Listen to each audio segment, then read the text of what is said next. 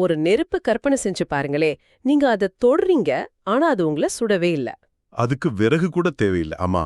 Exactly, விறகு தேவையில்ல. ஒருவேளை பெரிய காத்தடிச்சாலும் அது அணையாது. முக்கியமா சொல்லணும்னா அத உங்களுக்குள்ளேயே உங்க உயிருக்கு கீழாகவே எரிஞ்சுக்கிட்டு இருக்கு. கேக்குறதுக்கே கொஞ்சம் ஆச்சரியமா இருக்குல்ல. ரொம்பவே ஆச்சரியமா இருக்கு. ஏன்னா பல்லாயிரம் வருஷமா நாம நெருப்பை எப்படி பார்க்கறோம்? ஒண்ணு அத அழிக்கக்கூடிய ஒரு சக்தி, இல்லனா இருள போக்கி நமக்கு ஒரு வெப்பத்தை தரக்கூடிய ஒரு பிசிக்கலான விஷயம், அதாவது பௌதீக கூறு. ஆனா இன்னைக்கு இந்த ஆழமான தேடல்ல நீங்க கேட்க போற விஷயம் உங்களோட சிந்தனையவே மாத்த போகுது. கண்டிப்பா. ஏன்னா நாம பேச போறது 19ஆம் நூற்றாண்டுல வாழ்ந்த ஒரு மாபெரும் தமிழறிஞர், ஒரு ஞானி அதாவது வள்ளலார், அவரோட ஒரு புதிய வகை நெருப்ப பத்தி தான். ஆமா. இன்னைக்கு நாம எடுத்துக்கிட்ட மூல ஆதாரம் என்னன்னா, வள்ளலார் அருளிய அருள் விளக்க மாலை அப்படிங்கிற நூலோட 27வது பாடல்தான். இத நீங்க கேட்கும்போது ஒரு பெரிய தத்துவ கடலுக்குள்ள மூழ்கின மாதிரி ஒரு ஃபீல் உங்களுக்கு கிடைக்கும். ஏன்னா நெருப்புனாலே சுடும், காயப்படுத்தும் அப்படிங்கிற நம்ம மூளையோட அந்த அடிப்படை கட்டமைப்பையே அவர் உடைக்கிறாரு. அதான், எப்படி உடைக்கிறாரு, ஏன் உடைக்கிறாருன்னு தோண்டி துருவி ஆராயப் போறோம். அதாவது சுடாத, எங்கும் பரவி இருக்கக்கூடிய ஒரு விசித்திரமான ஞான நெருப்ப பத்தி அவர் பேசுறாரு. இந்த வரிகளை படிக்கும்போதே நாம இதுவரைக்கும் உண்மைன்னு நம்பி வச்சிருந்த பல விஷயங்கள் அப்படியே தலகீழா மாறுறத பார்க்க முடியுது. அந்த தலைகீழ் மாற்றம் ஒரு தற்செயலான விஷயம் கிடையாது. அது ரொம்பவே திட்டமிடப்பட்ட ஒரு உளவியல் அணுகுமுறைன்னு சொல்லலாம். அதாவது ஒரு தத்துவார்த்தமான அப்ரோச். ஓஹோ, திட்டமிடப்பட்ட அணுகுமுறையா? கொஞ்சம் விளக்குங்களே. இப்போ ஒரு மனிதனோட சிந்தனை எல்லைய நம்ம விரிவடைய செய்யணும்னா முதல்ல அவனுக்கு தெரிஞ்ச ஒரு விஷயத்த காட்டணும். அப்புறம் அதிலிருந்து மெதுவா அவனுக்கு தெரியாத ஒரு புதிய வெளிக்கு அவனை கூட்டிட்டு போகணும். வாவ், ஒரு சைக்கலாஜிக்கல் ட்ரிக் மாதிரி சொல்றீங்க. ஆமா, அதேதான். வள்ளலார் இங்க நெருப்பு அப்படிங்கிற பிரபஞ்சத்தோட மிக அடிப்படையான எல்லாருக்கும் தெரிஞ்ச ஒரு விஷயத்த கையில எடுக்கிறாரு. ஆனா அடுத்தடுத்த வரிகள்ல பாத்தீங்கன்னா அதோட அந்த பிசிக்கல் தன்மைகளை ஒவ்வொன்னா உரிச்சு எடுக்கிறாரு. அவர் பயன்படுத்தியிருக்க சொற்கள் வெறும் கவிதை நயத்துக்காக மட்டும் எழுதப்படல. அது நம்மோட விழிப்புணர்வ ஒரு புது தளத்துக்கு நகர்த்துற ஒரு டூல் அப்படின்னு சொல்றீங்க. எக்ஸாக்ட்லி, ஒரு கருவியாத்தான் செயல்படுது. அந்த உரிச்சு எடுக்கிற செயல அவர் முதல் வரியிலே தொடங்கிடுறாருன்னு நினைக்கிறேன். அதாவது அந்த வரி எப்படி வருதுன்னா, பற்றுதலும் விடுதலும் உள் அடங்குதலும் மீட்டும் படுதலோடு சுடுதலும் புண்படுத்தலும் இல்லாதே அப்படின்னு சொல்றாரு. ரொம்ப ஆழமான வரிகள். ஆமா, இத கொஞ்சம் நம்ம நடைமுறை வாழ்க்கையோட ஒப்பிட்டு பாப்போம். இப்ப நீங்க ஒரு அடர்ந்த காட்டுல இருக்கீங்கன்னு வைங்க. குளிர்க்காக ஒரு கேம்ப் ஃபயர் போடுறீங்க. அந்த நெருப்பு என்ன செய்யும்? முதல்ல நாம வைக்கிற காய்ந்த விறகுகளை பத்திக்கும். கரெக்ட், பத்திக்கும். அப்புறம் எரிபொருள் தீர்ந்ததும் அது தானாவே அடங்கி போயிடும். மறுபடியும் கொஞ்சம் காத்தடிச்சாலோ இல்ல நாம விறகு போட்டாலோ சட்டுன்னு திரும்ப பத்திக்கும். அதான், தவறி போய் நம்ம தொட்டிட்டா உடனே சுட்டு புண்ணாக்கிடும். இதுதான் நெருப்போட அறிவியல், சயின்ஸ். ஆனா வள்ளலார் சொல்ற இந்த நெருப்பு எதையும் பற்றிக் கொள்றதில்ல, விட்டு விலகுறதில்ல, அடங்குறதும் இல்ல, மறுபடியும் எழுறதும் இல்ல, முக்கியமா சுடுறதும் இல்லங்கறாரு. எனக்கு இங்க இருக்கிற மிகப்பெரிய கேள்வி என்னன்னா என்ன, ஏன் அவர் இத நெருப்புன்னு சொல்லணும்? அதானே. ஆமா, அதேதான். நெருப்போட எந்த ஒரு அடிப்படை குணமும் இல்லாத ஒண்ணு ஏன் அவர் நெருப்பு அப்படிங்கிற வார்த்தையால அழைக்கணும்? இது கேட்கறதுக்கு ரொம்ப முரண்பாடா இல்லையா? ஒரு சாதாரண பார்வையில இது முரண்பாடு போல தெரிஞ்சாலும் உண்மையில இது ஒரு மிகச்சிறந்த அறிவாற்றல் சார்ந்த ஒரு உத்தி. அதாவது ஒரு விவரிக்க முடியாத மாபெரும் சக்திய, எல்லையற்ற ஒன்ன ஒரு மொழியோட எல்லைக்குள்ள வாழும் மனித மனத்துக்கு நம்ம புரிய வைக்கணும். புரியுது. இப்போ நேரடியா அந்த பிரபஞ்ச சக்தி இப்படிதான் இருக்கும் அப்படின்னு நாம சொன்னா நம்ம மூளை அதை உடனே ஏத்துக்காது. ஏன்னா அது நம்மளோட சென்சரி எக்ஸ்பீரியன்ஸ், புலன்களோட அனுபவத்துக்கு அப்பாற்பட்டது. கரெக்ட். நம்ம மூளை எப்படி இயங்குதுன்னா எல்லாத்தையுமே ஒரு கேட்டகரி பண்ணி பழகிடுச்சு. இது சூடு, இது குளிர், இது ஆபத்து அப்படிங்கிற மாதிரி. அதான், அந்த மூளை கிட்ட போய் எல்லையற்ற ஒன்ன பத்தி சொல்லணும்னா உலகெங்கிலும் இருக்கிற பலஞானிகள் பயன்படுத்துற ஒரு உத்தியை தான் அவரும் கையாள்றாரு. அதுக்கு பேரு நெகேஷன். அதாவது இதுவல்ல அப்படின்னு மறுத்துக்கிட்டே வர்ற ஒரு டெக்னிக். ஓஹோ, டெக்னிக் ஆஃப் நெகேஷன் அப்படின்னு சொல்லுவாங்களே, அதுவா? ஆமா, அதேதான். இப்போ நெருப்புன்னு சொன்ன உடனே உங்க மூளையில ஒரு வெளிச்சமும் ஒரு சக்தியும் ஞாபகத்துக்கு வரும். அந்த வெளிச்சம் அப்படிங்கிற கான்செப்டை மட்டும் வச்சுக்கிட்டு உங்களை பயமுறுத்துற அந்த சுடும் தன்மையை அவர் நீக்கிடுறார். ஆஹா, அதாவது நம்ம மூளையில இருக்கிற பழைய பிம்பத்தை உடைச்சிட்டு ஒரு தூய்மையான பிம்பத்தை உருவாக்குறாரு. எக்ஸாக்ட்லி, அதத்தான் பண்றாரு. அப்போ அவர் நெருப்ப வெறும் ஒரு மெட்டஃபர், அதாவது ஒரு உருவகமா மட்டும்தான் பயன்படுத்துறாரா? உலகத்து நெருப்பு பொருட்களை எரிச்சு சாம்பலாக்கும். ஆனா அவர் சொல்ற இந்த நெருப்பு நமக்குள்ள இருக்கிற அறியாமை, அஜ்ஞானத்தை மட்டுமே எரிக்கும். ஆனா உயிரை சுடாது அப்படின்னு நாம எடுத்துக்கலாமா? ஆக்சுவலா அது உருவகத்தையும் தாண்டின ஒரு விஷயம். அவர் வெறுமனே அறியாமையை எரிக்கிறத பத்தி மட்டும் இங்க பேசல. நீங்க நெருப்போட மையமான குணத்தை கவனிச்சு பாருங்க. மையமான குணம்னா? அது தன் இயல்ப மத்த பொருட்களுக்கும் கொடுக்கும். இப்போ ஒரு இரும்ப நாம நெருப்புல போட்டா அந்த இரும்பும் நெருப்பாவே மாறிடுது இல்லையா?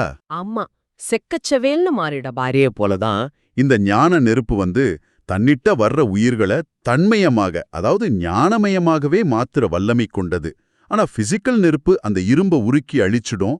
இந்த ஞான நெருப்போ உயிரை அழிக்காம அதோட உள்ளே இருக்கிற இருளை மட்டும் விலக்கி ஒளியூட்டும். வாவ்!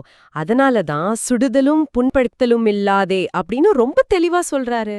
ஆமா, இது மனித குணம் இதுவரை பார்த்திராத ஒரு அழிவில்லாத ஆக்கப்பூர்வமான சக்தி. இந்த இடத்துலதான் இது வெறும் கவிதை அப்படிங்கிற நிலையை தாண்டி ஒரு ஆழமான தத்துவமா மாறுதுன்னு நான் நினைக்கிறேன். ஒரு பிசிக்கலான நெருப்பை பத்தி பேசிட்டு இருந்தவரு திடீர்னு அது ஒரு அகநிலை அனுபவமா மாத்துறாரு. அடுத்த வரியை கவனிச்சீங்கன்னா அது இன்னும் நல்லா புரியும். ஆமா, அந்த வரி எப்படி வருதுன்னா, உற்றொளி கொண்டோங்கி எங்கும் தன்மயமாய் ஞான உருவாகி உயிர்க்குயிராய் ஓங்குகின்ற நெருப்பே அப்படின்னு சொல்றாரு.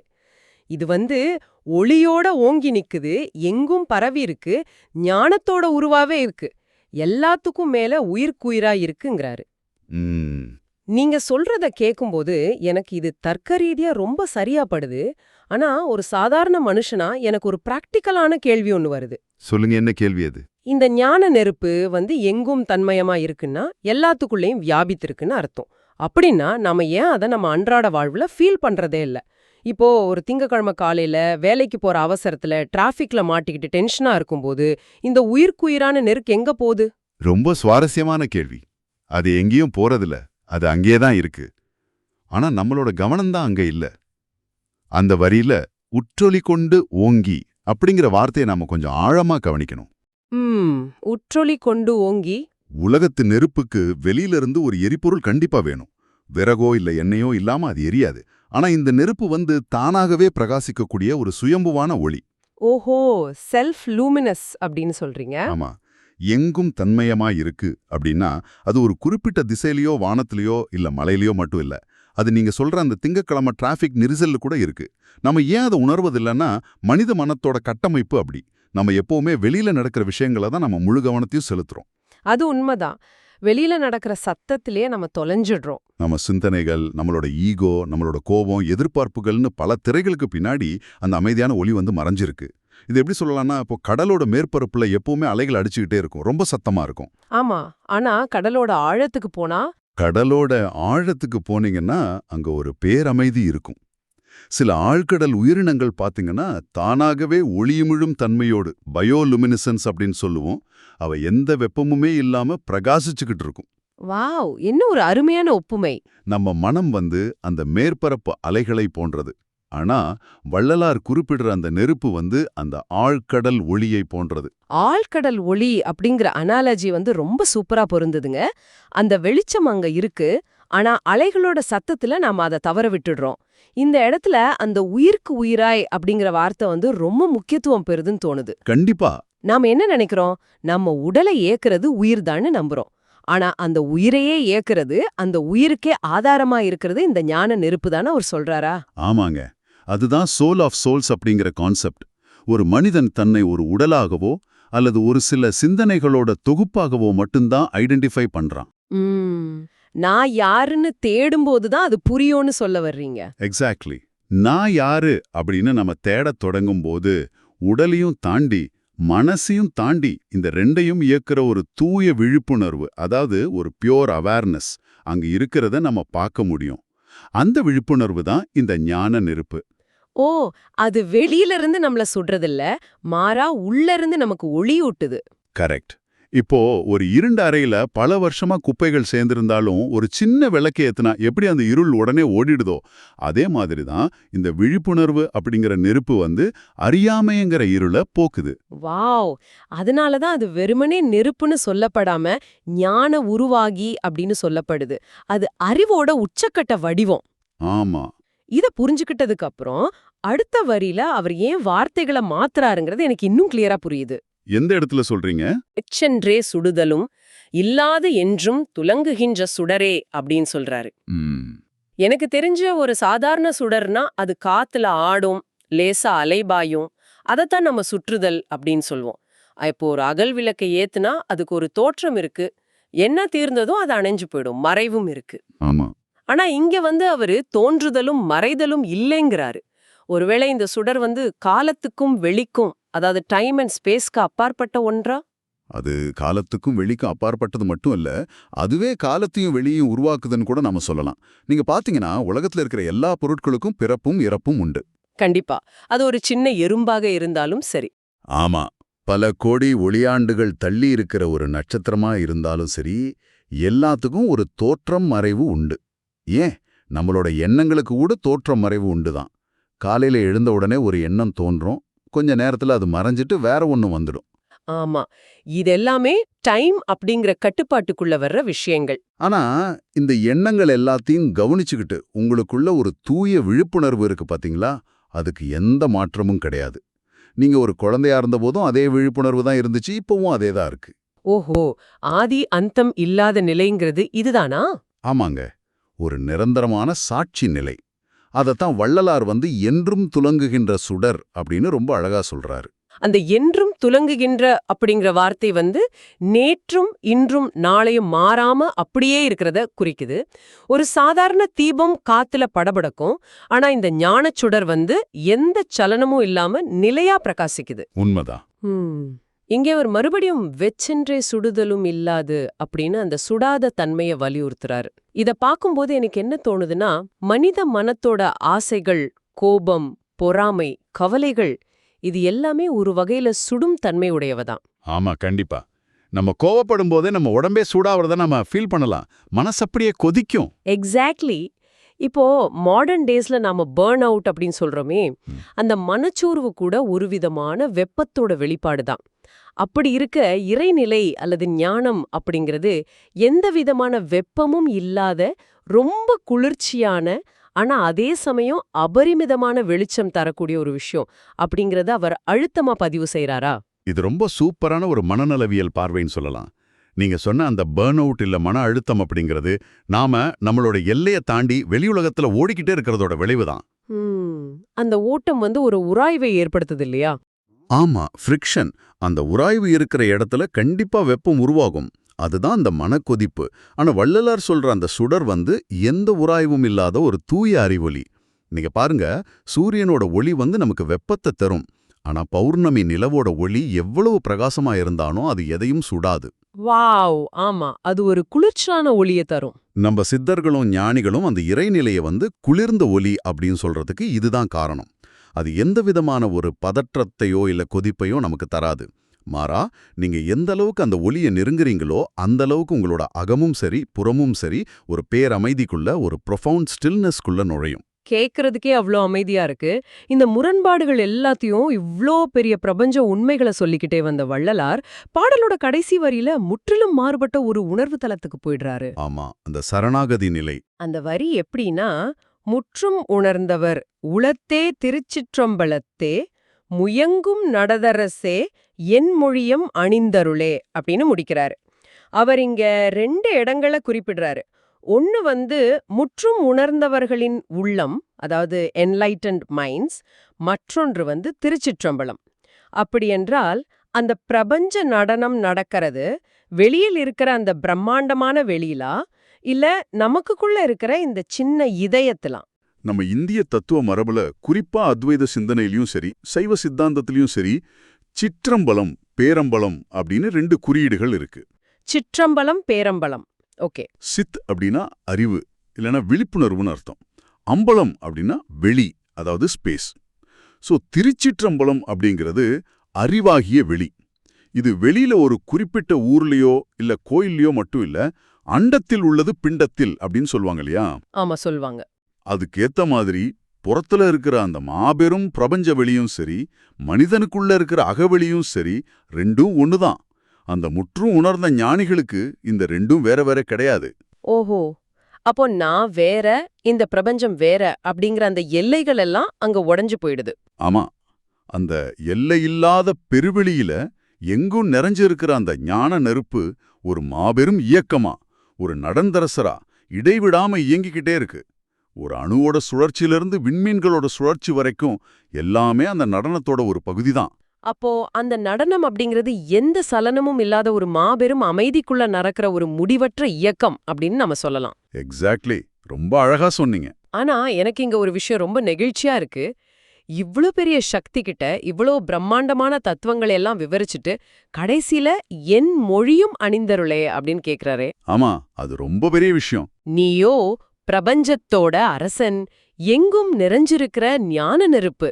நாம் பாடிய இந்த சாதாரண வார்த்தைகளையும் ஒரு அணிகலனா போல நீ ஏத்துக்கிட்டு அணிஞ்சுக்கணும் அப்படின்னு கேக்குறாரு. ஒரு மாபெரும் அறிஞரா இந்த பயணத்தை தொடங்குனவரு கடைசியில ஒரு எளிய மனிதனா தன்னை சுருக்கிக்கிட்டு முழுமையா சரணடையறாரே. அதுதாங்க ஞானத்தோட உச்சம்னு நான் சொல்லுவேன். என உண்மையான ஞானம் எப்போதுமே ஒரு பெரும் பணிவை கொண்டு வரும். அறிவு அப்படிங்கிறது இந்த உலகத்தை பிரிச்சு பார்க்கறது, இது என்ன அது என்னன்னு ஆராயறது. ஆனா பக்தி இல்லனா சரணாகதி அப்படிங்கிறது அந்த பிரபஞ்ச சக்தியோட தன்னை முழுமையா இணைச்சுக்கிறது. வாவ், ரொம்ப அருமையா சொன்னீங்க. வள்ளலார் இங்க வெறும் தத்துவங்களை மட்டும் நமக்கு சொல்லிக் கொடுக்கல. அந்த மாபெரும் சக்தியை நம்ம அறிவால உணர முடியும். ஆனா அதை அடையணும்னா ஈகோ இல்லாத ஒரு தூய சரணாகதி அவசியம் அப்படிங்கறத தன்னோட வரிகள் மூலமாவே நமக்கு உணர்த்துறாரு. என் மொழியையும் நீ அணிந்து கொள் அப்படின்னு அவர் சொல்லும்போது அவர் வெறும் தன்னோட கவிதையை மட்டும் சமர்ப்பிக்கல இல்லையா? ஆமாமாரா, தன்னையே அந்த ஞான நெருப்புக்குள்ள ஒரு சிறு விறகாக, ஆனா சுடாத விறகாக அவர் ஆகுதியா அளிக்கிறாரு. ரொம்ப ரொம்ப ஆழமான ஒரு பயணம் இது. இன்னைக்கு நாம இந்த ஒரே ஒரு பாடலோட வழியா பல உலகங்களுக்கு போய் வந்திருக்கோன்னு தான் சொல்லணும். கண்டிப்பா. நாம இதுவரைக்கும் பேசினதை ஒரு முறை சுருக்கமா தொகுத்து பார்ப்போம். நெருப்புனா சுடும் அப்படிங்கிற நம்மோட பொதுவான அறிவை உடைச்சிட்டு, சுடாத, புண்படுத்தாத, எதையும் பற்றிக்கொள்ளாத ஒரு விசித்திரமான நெருப்ப வள்ளலார் நமக்கு அறிமுகப்படுத்தினாரு. அது வெறுமனே விறகால் எரியிற நெருப்பு கிடையாது, மாறா அது உள்ளிருந்து நமக்கு ஒளியூட்டும் ஞான நெருப்பு அப்படிங்கறத நம்ம புரிஞ்சுக்கிட்டோம். அது எங்கும் பரவியிருந்தாலும் நம்ம மனதோட அலைச்சல்களால நாம அதை தவற விடுறோம். அது தோற்றமும் மறைவும் இல்லாத, காலத்துக்கும் வெளிக்கும் அப்பாற்பட்ட ஒரு நிரந்தர சுடர். கரெக்ட். அரசனாக இயங்கிக்கிட்டே இருக்கு. அந்த மாபெரும் உண்மையை அறிவால உணர்ந்து அன்பால சரணடையணும் அப்படிங்கிறது தான் இந்த பாடலோட மைய கருத்து. இதை விட சிறப்பா இதை தொகுக்கவே முடியாதுங்க.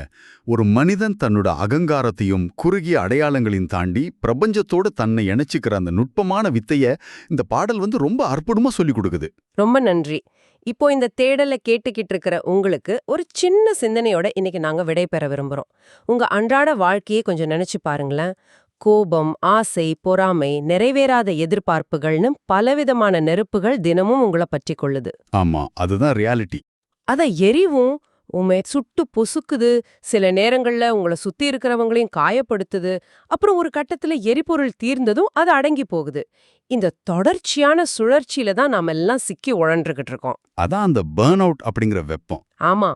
ஆனா நாளைக்கு காலையில நீங்க அவசரமா எங்கேயாவது ஓடிக்கிட்டு இருக்கும்போது, இல்ல ஒரு பெரிய மன அழுத்தத்துல இருக்கும்போது, கொஞ்ச நேரம் அமைதியா கண்களை மூடி வள்ளலார் சொல்ற அந்த சுடாத, புண்படுத்தாத, என்றும் பிரகாசிக்கிற குளிர்ந்த ஞான நெருப்ப உங்க உள்ளத்துல கற்பனை செஞ்சு பாருங்க.